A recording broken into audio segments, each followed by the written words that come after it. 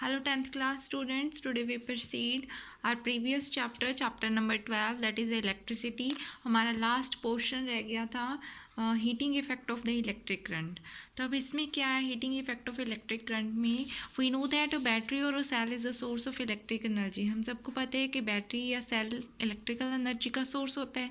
तो जो सेल के अंदर केमिकल रिएक्शंस होती हैं उनकी वजह से जो पोटेंशियल डिफरेंस होता है दोनों के दोनों टर्मिनल्स में, वो सेट करते हैं कि इलेक्ट्रॉन्स मोशन में आते हैं जिसकी वजह से करंट फ्लो करता है सर्किट में. ठीक है, तो करंट को मेंटेन करने के लिए जो सोर्स है उसे अपनी एनर्जी एक्सपेंड करनी पड़ती है. तो वो एनर्जी जाती कहाँ पे है? कुछ सोर्स की एनर्जी जो है करंट को मेंटेन करने के लिए मतलब as a useful work use हो जाती है, लेकिन कुछ एनर्जी जो है सोर्स की वो उस सोर्स के उस गैजेट के टेम्परेचर को इंक्रीज़ कर देती है. जैसे फॉर एग्जांपल अगर किसी फ़ैन को हम लोग बहुत ज़्यादा लॉन्ग टाइम के लिए कॉन्टीन्यूसली चला के रखें तो वो थोड़े टाइम के बाद वार्म अप हो जाता है. तो मीन्स उसमें कुछ एनर्जी जो है वो हमें मैकेनिकल एनर्जी में कन्वर्ट होगी, लेकिन कुछ एनर्जी जो है इलेक्ट्रिसिटी वो किस में कन्वर्ट हुई है? हीट एनर्जी में कन्वर्ट हुई है. ऑन द अदर हैंड अगर इलेक्ट्रिकल सर्किट प्योरली रेजिस्टिव है तो मीन्स जो रजिस्टर्स की कन्फिग्रेशन है जो बैटरी के साथ कनेक्टेड है या जो सोर्स एनर्जी है वो कॉन्टीन्यूसली डिसिपेट हो जाती है in the form of heat, और उसी चीज़ को बोलते हैं हम लोग heating effect of electric current. ठीक है, और ये जो इफ़ेक्ट है यूटिलाइज होते हैं डिवाइसेस में, जैसे हम लोग घर पे यूज़ करते हैं, आयरन्स यूज़ करते हैं, ठीक है, हीटर्स होते हैं इलेक्ट्रिकल हीटर, तो उनमें सभी में ये इफ़ेक्ट हमें शो होता है. इसमें अब छोटा सा आर्टिकल है हमारा,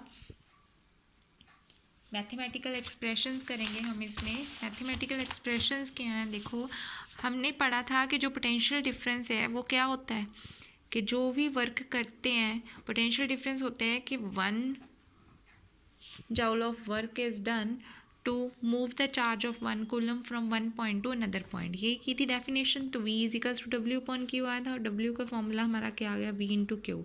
ठीक है, तो अगर हम सपोज हमने कोई भी सोर्स लिया उसमें से आई करंट फ्लो कर रहा है उस रजिस्टर में से जिसकी रेजिस्टेंस कितनी है? R. सपोज पोटेंशियल डिफरेंस उसका है V. तो टाइम कितना लगा? जिस टाइम के दौरान वो Q चार्ज फ्लो हुआ एक पॉइंट से दूसरे पॉइंट तक, दैट इज़ अ T. और वर्क डन किया उस चार्ज को मूव करवाने के लिए थ्रू पोटेंशियल डिफरेंस V, वो क्या होगा हमारा? V Q. तो सोर्स जो है वो एनर्जी सप्लाई करेगा कितनी? V Q. कितने टाइम में? T टाइम में. तो हमारा पावर का फॉर्मूला होता है power is equals to work upon time, और वर्क जो है वो हमारा क्या है? V Q upon time T. तो ये हमारा फॉर्मूला बन गया. तो means P is equals to V. अब ये जो है Q upon T, Q is a charge upon time, वो क्या होता है? हमारा करंट. तो हमारा फॉर्मूला आ गया P is equals to V I. ठीक है, और the energy supply to the circuit, जो सोर्स ने एनर्जी सप्लाई की सर्किट को कितने टाइम T में, वो किसके इक्वल हो जाती है? पावर इनटू टाइम के, according to this formula P into T. तो अगर इस इक्वेशन से मैं निकालूँ तो वर्क डन हमारा आ गया P इंटू टी. तो वर्क जो है अब वो जो एनर्जी है वो एक्सपेंड की है सोर्स ने, और वही एनर्जी रजिस्टर में डिसिपेट हुई है उसे एज अ हीट. ठीक है, मीन्स हीट में कन्वर्ट होगी. तो मैं इसे क्या लिख सकती हूँ? H is equals to P into T. तो H is equals to P हमारा क्या है? VI. ये आपका दूसरा फॉर्मूला बन गया. ठीक है, तो means by applying the Ohm's law, अगर मैं ओहम्स लॉ अप्लाई करूँ ओहम के अकॉर्डिंग V किसके इक्वल होता है? IR के. तो यहाँ पे अगर आप IR पुट करोगे तो इक्वेशन बन जाएगी हमारी I²R इंटू टी. तो ये आ गया हमारा जाउल्स लॉ ऑफ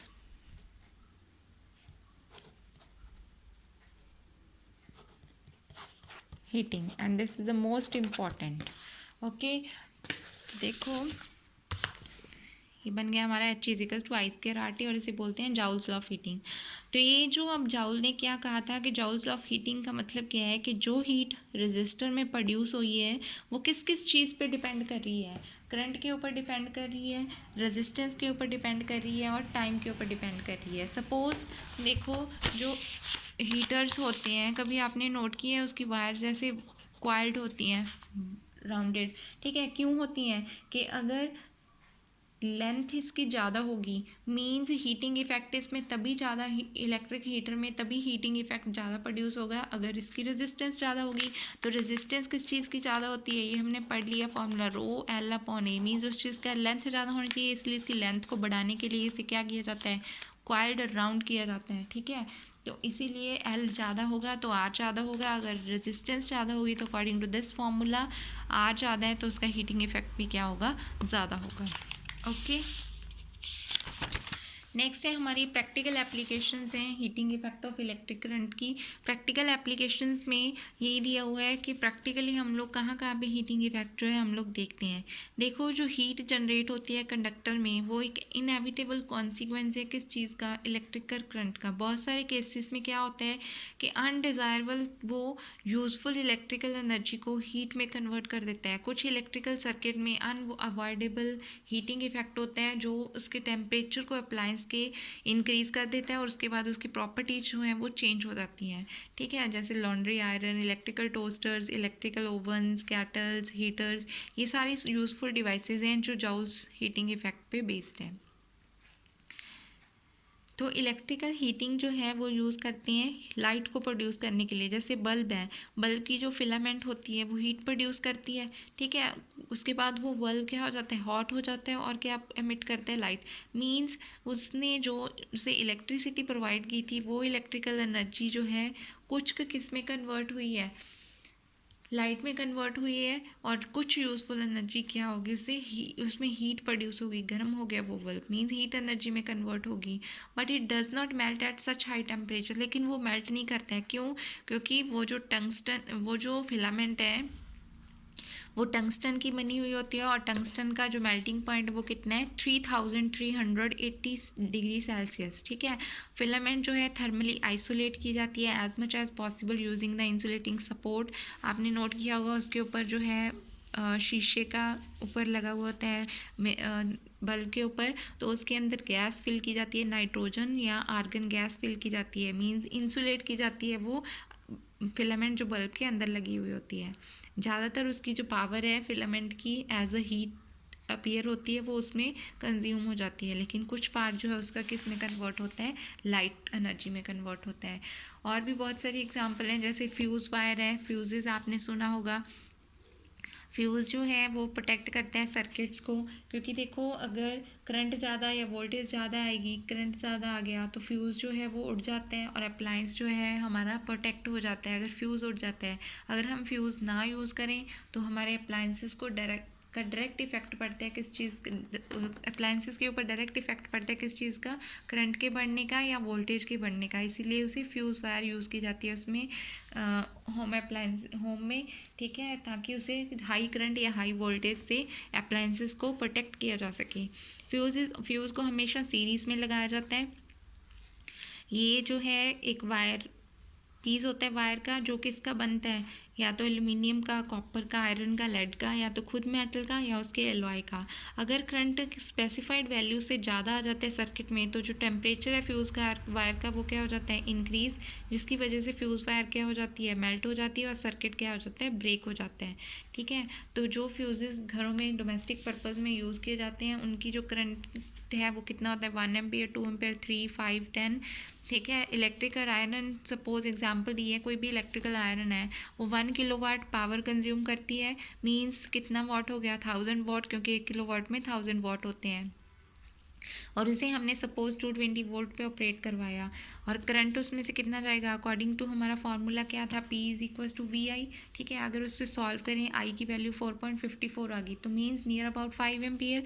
तो मीन्स हमें वहाँ पे 5 एम्पियर का फ्यूज़ यूज़ करना होगा, ना तो उससे कम ना उससे ज़्यादा। नेक्स्ट टॉपिक है हमारा electrical power. Last topic of this chapter, electrical power क्या होती है। उसी फॉर्मूले से अगर हम देखें P is equals to V I था। ठीक है, ये इक्वेशन हमें देती है कि कितने रेट के साथ इलेक्ट्रिकल एनर्जी डिसिपेट होती है या कंज्यूम होती है इलेक्ट्रिकल सर्किट में। P is equals to V I, V का फॉर्मूला क्या होता है, आई आर। ठीक है, यहाँ पे पुट करोगे आई स्क्वायर आर हो गया, तो आई स्क्वायर आर, ये देखिए इधर हमारा फॉर्मूला है P is equals to V I, लेकिन ओम से according V equals to I R होता है, इसमें पुट करोगे ये हमारा बन गया I R into I, that is I square into R. तो अब इसी में से अगर इसे स्प्लिट करूँ मैं आई आई आर, तो आई आर किसके इक्वल होता है, मीन्स इस चीज़ को हम लोग आई इसमें से आप आई की वैल्यू निकाल दो, इस इक्वेशन में से कितनी आएगी v अपॉन आर, तो यहाँ पे पुट कर दो, क्या बन गया v स्क्वायर अपॉन आर, ये आ गया आपका फॉर्मूला। इसकी यूनिट होती है वॉट होती है, पढ़ा हुआ है आपने पहले ये 9th क्लास में, ठीक है। Power consume by device that carries 1 ampere current when operated at a potential difference of 1 volt. जब हम किसी भी अप्लायंस को उसमें से 1 एम्पियर करंट पास कराएंगे और उसे ऑपरेट करेंगे 1 वोल्ट पोटेंशियल डिफरेंस पे, तो उसमें कितनी पावर डिसिपेट या कंज्यूम होगी 1 वॉट। और ऐसे यूनिट इसकी वॉट होती है, बिगेस्ट यूनिट इसकी किलोवाट होगी, वो मैंने आपको बता दिया। 1 वॉट में कितने किलोवाट 1 किलोवाट में कितने वॉट होते हैं, 1000 वॉट्स होते हैं। और 1 वॉट आर क्या होगा, समटाइम इलेक्ट्रिकल एनर्जी की यूनिट वॉट आर यूज़ की जाती है प्रैक्टिकल पर्पज़ के लिए, और 1 वाट आर क्या होती है, वो एनर्जी जो कंज्यूम की जाती है when 1 watt of power is used for 1 hour, 1 घंटे के लिए 1 वाट पावर यूज़ की जाती है, ठीक है। और 1 किलोवाट आवर और जाउल में जो रिलेशन है वो आप कैसे निकालोगे,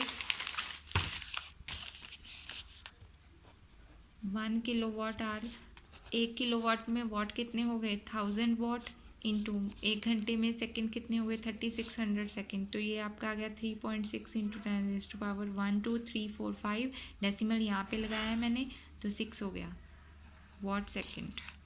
और वाट सेकंड को क्या लिख सकते हो, जूल। तो 1 किलोवाट आवर जो है 3.6 इंटू 10⁻6 जूल के इक्वल होता है। So your chapter is completed. Thank you.